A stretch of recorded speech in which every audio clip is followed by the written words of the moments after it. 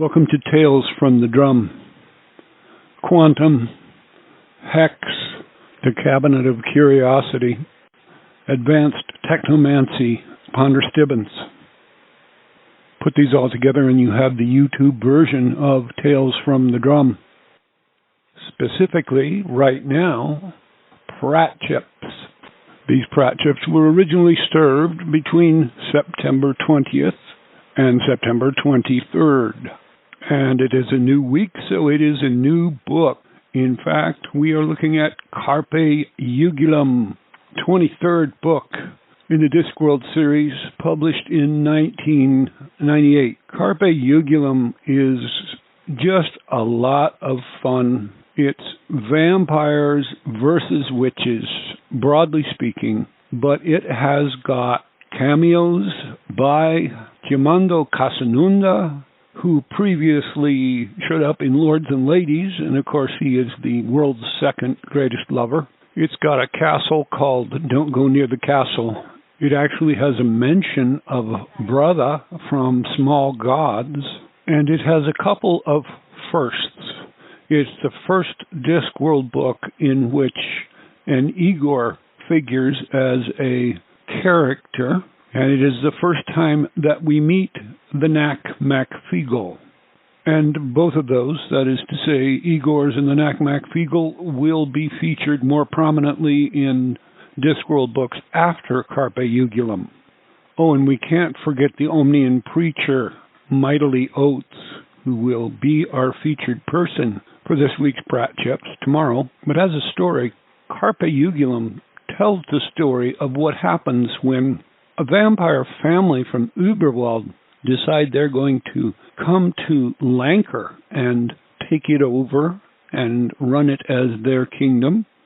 The patriarch, the father, Count de Magpire, or Magpire, has gotten a hold of some self-help concepts, and so he has tried to teach his wife and his children not to be afraid of holy symbols or turn to dust in the sunlight and the like. He's a very progressive vampire.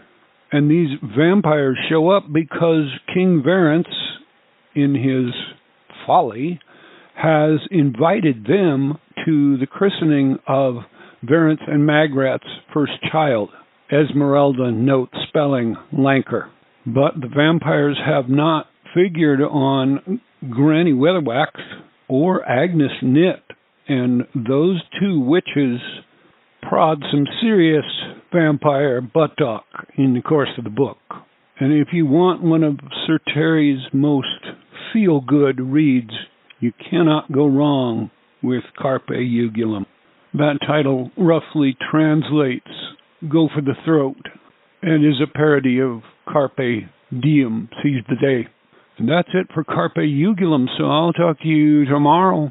We are talking Carpe Jugulum this week, and it was really difficult to choose a single person to talk about because there are so many great characters that jump out of the page at you, including some vampires in Carpe Jugulum. Not to mention Scraps or Scraps, dog put together by an Igor. Think about that for a moment. A star turn, really, by Agnes Knit. We get to see her do her thing as a witch for the first time. A very obnoxious young female vampire named Lacrimosa, who Agnes develops an immediate hatred for. And several others that I don't even have time to name because I want to talk about our featured person, our character for this week, and that is the Omnian Preacher, Mightily Oates. His full title is The Quite Reverend, Mightily Praiseworthy Are Ye Who Exalteth Om Oates. And yes, he is an Omnian. And he gets sucked into the whole vampire situation because he is basically dragooned to fill in for another injured priest at the naming ceremony for Princess Esmeralda Margaret Note spelling of Lancre. Magrat just cannot win when it comes to names for herself or her daughter. But for Mightily Oates, the fun just begins with the naming ceremony because he ends up helping Granny Weatherwax, who has been bitten by a vampire, to make the arduous journey from Lancre Castle to Don't Go Near the Castle, and we'll hear about that latter place tomorrow because it's going to be our place of the week. But crossing swords with Granny Weatherwax as they make their way to that latter castle really strengthens Mightily Oates as a person as well as an Omnian missionary priest. And Mightily Oates is also similar to Agnes Nitt in that he has what we might call a split personality, just as Agnes has Perdita to think the thoughts that Agnes dare not think. The same thing happens with Mightily Oates, and his inner Oates is a bit of a heretic. He is a doubter of the faith because he believes in reason. But Granny Weatherwax teaches both Oateses a very important lesson about faith, and that is that you don't have to have faith in anything, you just have to have faith. You can have faith that I will be back tomorrow with a look at Don't Go Near the Castle, and I will talk to you then. It is Wednesday, the 22nd of September. It is the first day of autumn here in the Northern Hemisphere, first day of spring for all of you folks down under.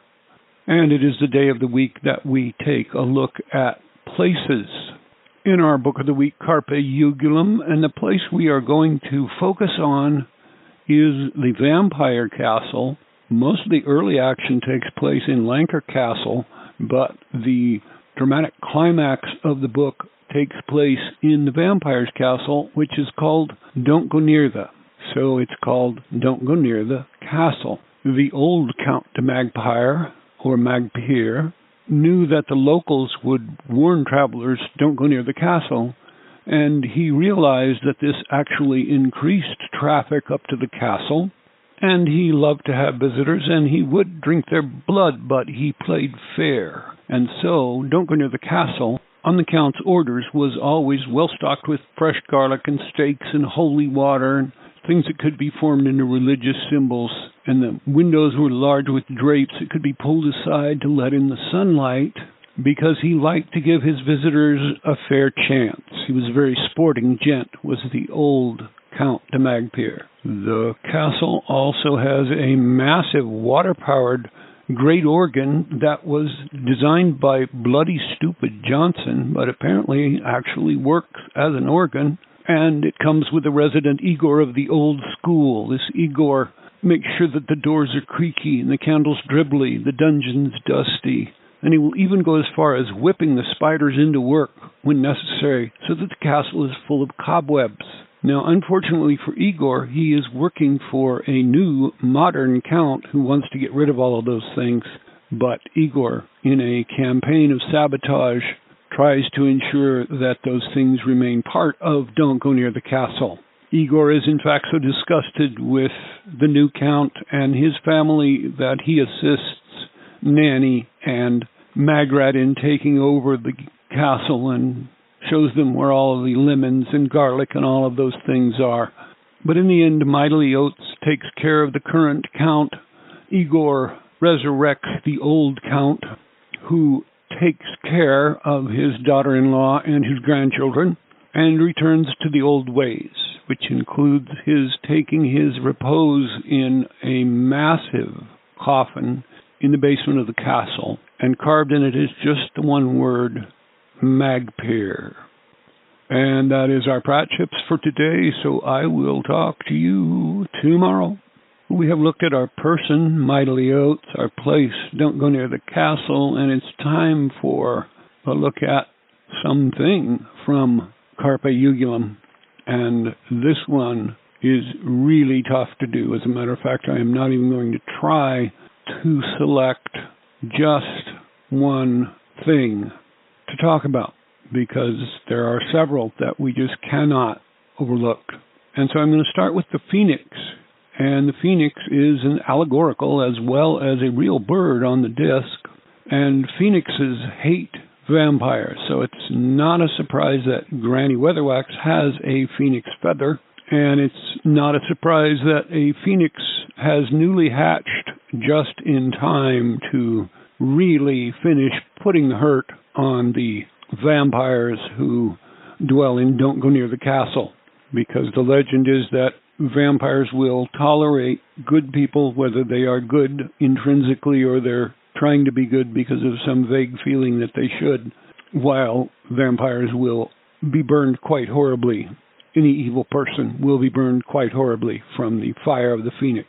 Another thing that I want to talk about is a group, the group of pixies known as the Nakmak-Feegle, because this is the first time that we meet them, and they are very difficult to understand in Carpe Jugulum, and indeed when Sir Terry decided to make them major players in future books, especially their true debut in We Free Men, he kept the flavor of the Nakmak-Feegle dialect, but he dialed it back enough that it is comprehensible on the page.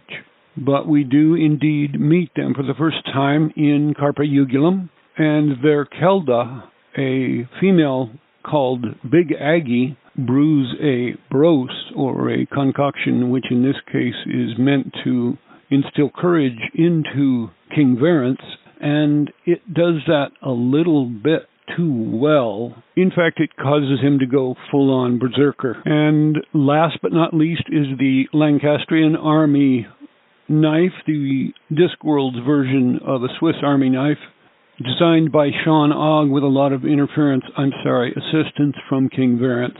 One of the things that King Verence wanted the the Lancastrian Army knife to do was to have a small tool for winning ontological arguments quickly. Just a bit impractical. And we are practically done with Pratchips for this week, so I will talk to you next Monday.